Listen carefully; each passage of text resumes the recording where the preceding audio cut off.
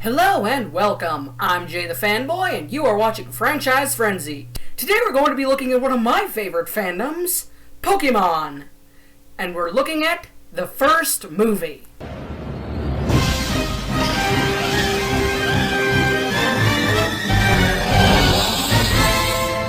This movie, starring the title character Mewtwo, has about as many openings as Lord of the Rings has endings.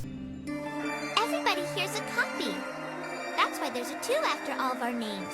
I don't understand. They call me Amber too, but I'm still really Amber. Squirtle, outside. August 6th.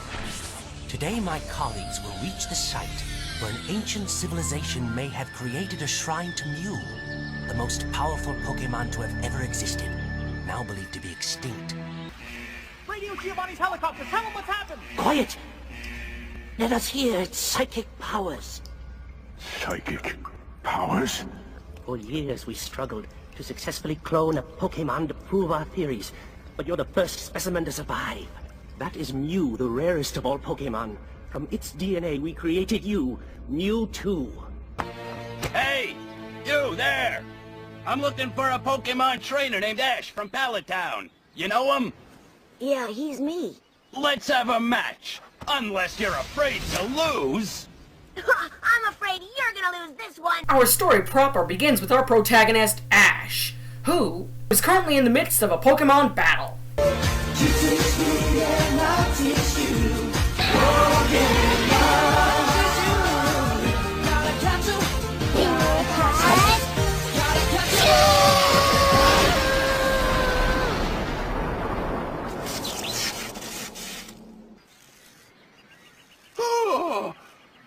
Oh no! We did it! Ash wins the battle, and then immediately afterwards receives a mysterious invitation to some event. But unfortunately, when they reach the ferry, they discover their trip might be getting cut short. It's more than just rain. The harbor manager thinks this could be the worst storm ever. Why don't you try telling that to Ash in the next movie? Yeah, you're right. I can do it. I'm the chosen one. Right now, I feel more like the frozen one. Everyone, this is Exposition Lady. Listen to me. The prophets have predicted the return of the winds of water. For years I have prayed that mankind would never witness that deadly storm ever again. Say hi, Exposition Lady. The ancient writings tell of the storm wiping out all but a few Pokemon. In their sorrow, the water of their tears somehow restored the lives lost in the storm. This exposition may sound really strange at first, but it's actually a bit of clever foreshadowing. More on that later. Ash and a few other trainers decide that a storm won't stop them from meeting the most powerful Pokemon trainer in the world and decide to head off to the island anyway. Once they reach the island, they're greeted by our movie's main antagonist, Mewtwo.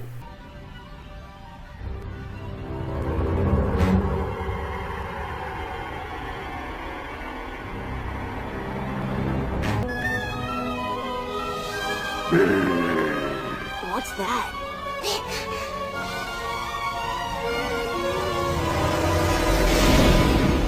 Wow, that Mewtwo sure knows how to make an entrance. Do you think maybe he's compensating for something? All of the trainers doubt the legitimacy of Mewtwo's claims. This leads him to display his power via force choking one of the trainers.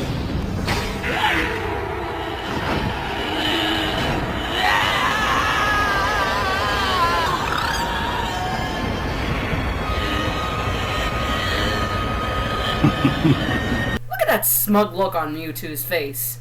Mewtwo, I'd like to introduce you to somebody. I think the two of you might get along really well. I find your lack of faith disturbing. Mewtwo then reveals his master plan to everyone. My storm will create my own world by destroying yours. So let me get this straight. Mewtwo's plan is to destroy / take over the world. Wow! How original that is! It's not like every other villain ever has tried this plan in some way, shape, or form. How original! Mewtwo, you are sure to go down as one of the greatest villains in the history of ever for that one. Obvious sarcasm is obvious. Mewtwo tells the trainers that his clones are better in every way than the original, and a battle of superiority soon commences. Mewtwo is proven pretty much almost right when Venusaur and Blastoise go down with just one hit. I win.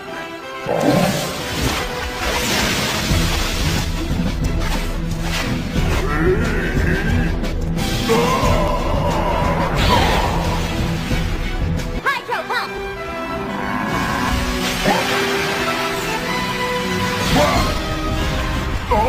Here's a fun fact. Ash's Charizard, which is accused by Mewtwo of being weak and poorly trained, actually lasts longer than the better trained Venusaur and Blastoise.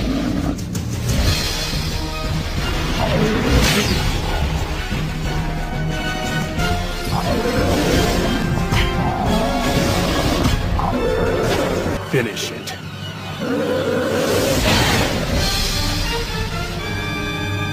Mewtwo then uses his special balls, make up your own joke here, people, to capture all the other Pokemon.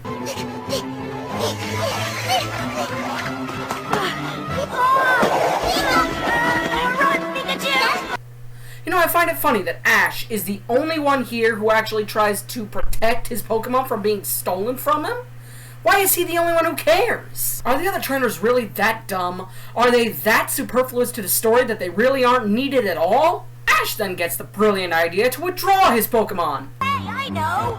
Mewtwo can't capture them if they're already inside that Pokeball! Bulbasaur Squirtle, return! It is no use. That's actually a pretty good idea.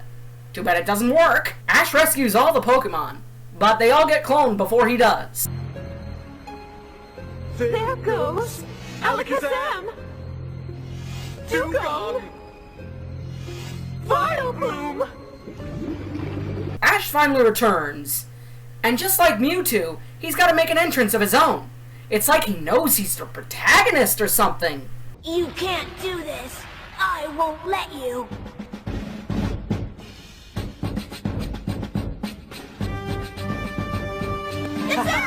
All right! Only the hero and the villain of this story make an entrance like this.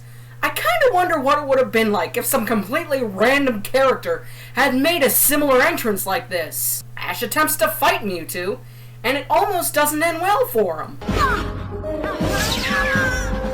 no! Look out!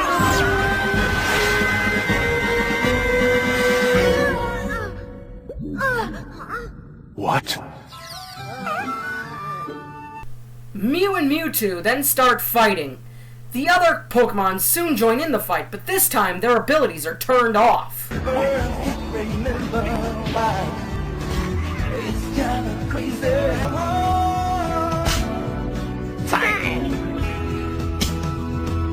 This fight scene is great, but it's missing something.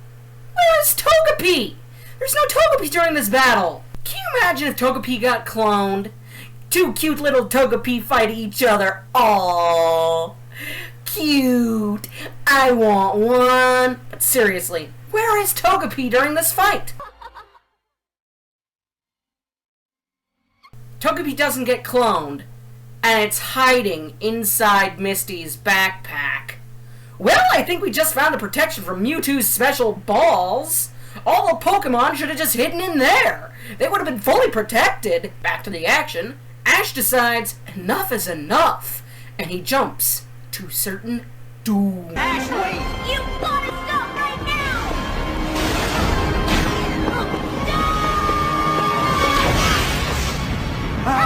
Oh no!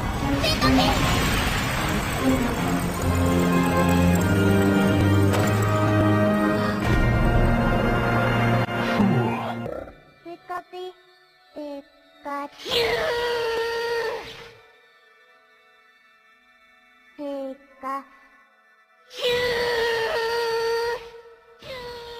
Silly Pikachu. Ash is a ground type now. Your attacks don't have any effect on him. What? Too soon? Oh, sorry. Anyway, back to the story. Remember Exposition Lady from earlier? Remember her foreshadowing? Here she is again. Listen to me. The prophets have predicted the return of the winds of water. For years I have prayed that mankind would never witness that deadly storm ever again. The ancient writings tell of the storm wiping out all but a few Pokemon. In their sorrow, the water of their tears somehow restored the lives lost in the storm.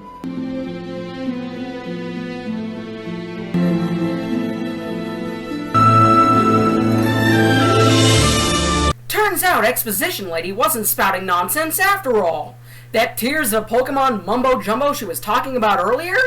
It actually factors into the story, and quite well, I might add. Many people, including myself the first time I watched this, thought that the Pokemon Tears didn't really make any sense. Just a tool to bring Ash back to life. It came out of nowhere. Turns out, after another viewing, it makes perfect sense. Exposition Lady talked about Pokemon Tears bringing people back to life earlier, and now they are doing so again. Like I said earlier, that's actually a brilliant bit of foreshadowing. It fits perfectly here, and it makes sense when put in context. So Ash comes back to life, Mewtwo realizes the error of his ways, erases everyone's memory, and everyone lives happily ever after. Until the next episode. So that was the Pokemon movie. I'm a huge fan and I love it. If you're a fan, you should love this movie too. And if you're not a fan, give it a watch anyway. It's the best one. I'm Jay the Fanboy, and you've been watching Franchise Frenzy. Laters.